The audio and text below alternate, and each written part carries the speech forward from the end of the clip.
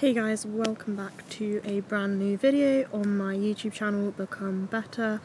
In today's video we're going to talk all about the topic Imposture Syndrome. Now, where do I start with this topic? I think when it comes to Imposture Syndrome, the meaning of Imposture Syndrome is where you want to do something but then you get the self-doubt and the doubts of thinking to yourself, I'm not good enough, I can't do this, all these doubts that make you just want to quit and makes you think I'm not qualified to do this, why'd they choose me, why would anyone listen to me. If you're running an event or a creative thing, you get imposter syndrome and you might think, there's better artists out there than me, there's better people out there than me that can do better than me. And in all honesty, please don't ever think that. In all honesty, when it comes to thinking about self-doubt and imposter syndrome, you've got to realise that in life there'll always be people who are better than you. There'll always be better dancers than you, always better people who may do a hobby that you like to do better than you. There will always be someone higher up than you. But what you got to come to realise is that people come to your class, people come to listen to your podcasts, people come to your YouTube channel to learn about new things and to also listen to what you have to say. And trust me, there will be someone out there who will look up to you. There's someone out there right now who's probably looking up to you thinking, I wish I had your life seems so easy. And there's someone out there who wants to beat you. And there's someone out there who's looking up to you thinking, oh wow, I wish I could be as successful as her, or I wish I could be doing what she's doing, vice versa. And when it comes to self-doubt and imposter syndrome, it's sort of you've got to pick yourself up a bit and not be so hard on yourself. Yes, you're going to get negative thoughts. Yes, you're going to get thoughts that are going to be I can't do this, X, Y, and Z. But at the end of the day, you just got to do your thing. I always say this to people, do your thing. And honestly, if you do your thing, that is the most important thing to ever do in life.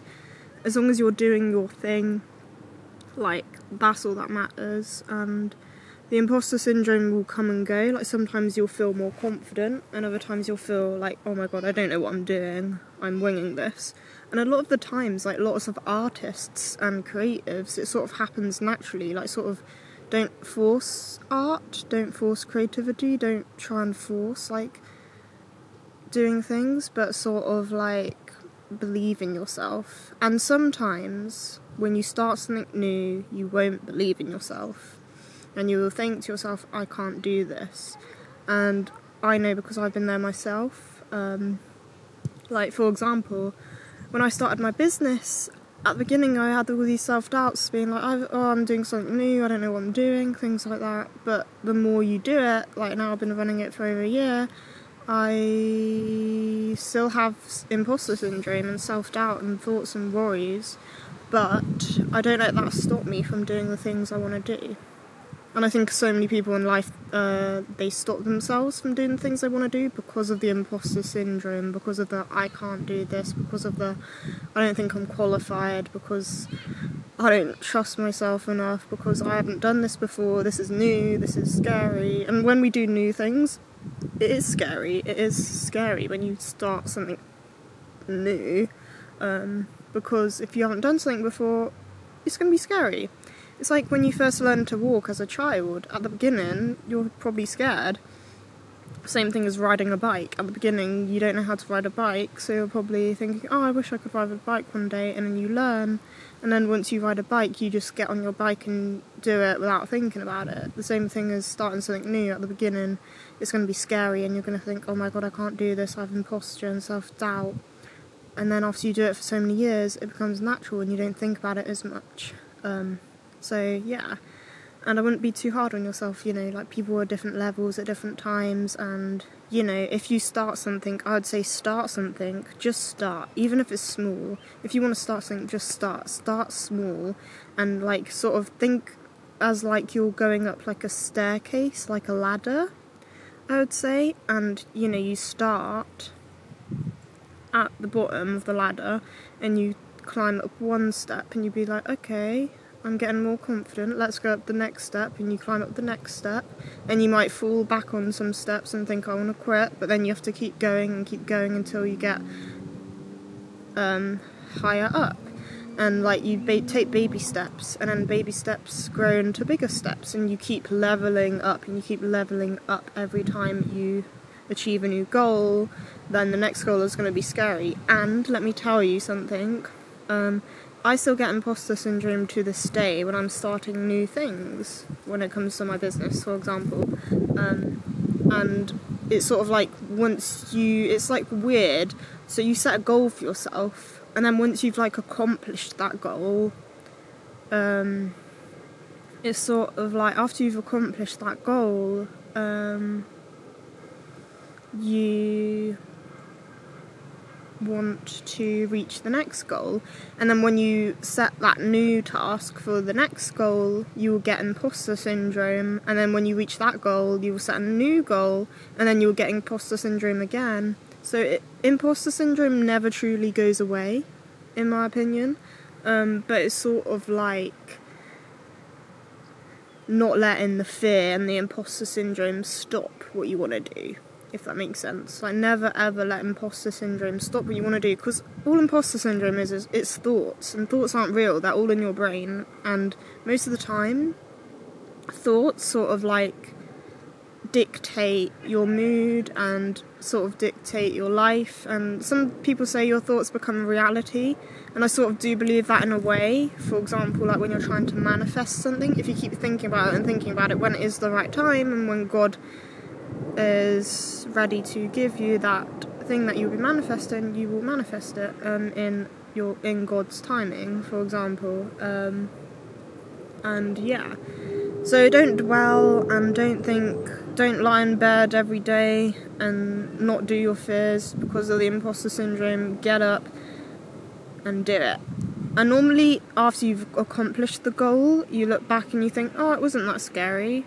It's more like the thought of it. Sometimes the thought of it is more scary than actually doing it and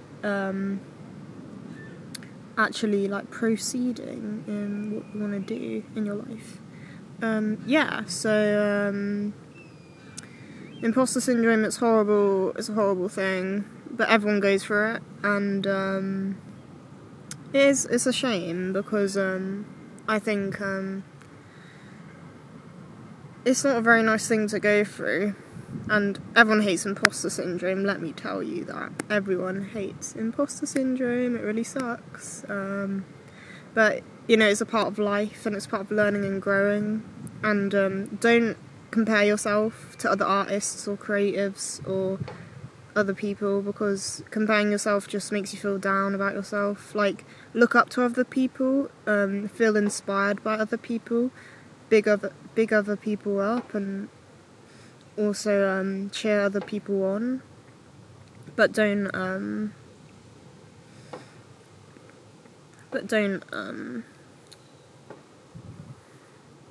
compare yourself, because everyone's on different journeys in life and different paths, and your path isn't the same as someone else's path. So when it comes to imposter syndrome about comparison, it's just, don't do it to yourself. Like, why are you comparing yourself? Like, why would you compare yourself? It does no good for you. If you're comparing yourself for, like, self-improvement, then that's healthy, but in all honesty, comparing yourself is just a waste of time. It's a waste of time. It's a waste of your time. It's a waste of their time. It's just a waste of everyone's time. You know, just don't compare yourself. Don't do it to yourself. Don't harm yourself, you know. Because, you know, like I've said, everyone's on different journeys and paths, and you're not on the same path as someone else, you know. So comparison is just pointless, to be honest with you. Imposter syndrome, just like learn and grow from people, and be grateful that you've met and crossed paths with people, don't let imposter syndrome stop you from doing what you want to do. I know it's hard. I think it's hard to start, but when you get in the flow state, everything comes easier. For example, like when you first start something, it's like really hard at the beginning, and then like as you progress and you roll and like the ball gets rolling, then it's just easier and things flow. Yeah. So never force anything, let things happen naturally at their own pace. And another thing I want to say is that sort of like trust. If something doesn't work out, it's not meant to be. And yeah, I think that's everything I have to say for this video. So thank you so much for watching. Make sure to check out all my other videos because I have a whole playlist of them. Subscribe down here. And don't let imposter syndrome stop you from doing what you want to do. If you want to do something, go and do it. After this video, I want you to do the thing that you're procrastinating on. I want you to do the thing that you're scared to do because of imposter syndrome. Let me know down in the comments below what you're going to do next, because I'd love to hear how this video helped you and how you're going to succeed and grow as a person, and how you're going to kick imposter syndrome in the face, because we don't need her. So yeah. Thank you for watching, and I'll see you guys next week. Bye.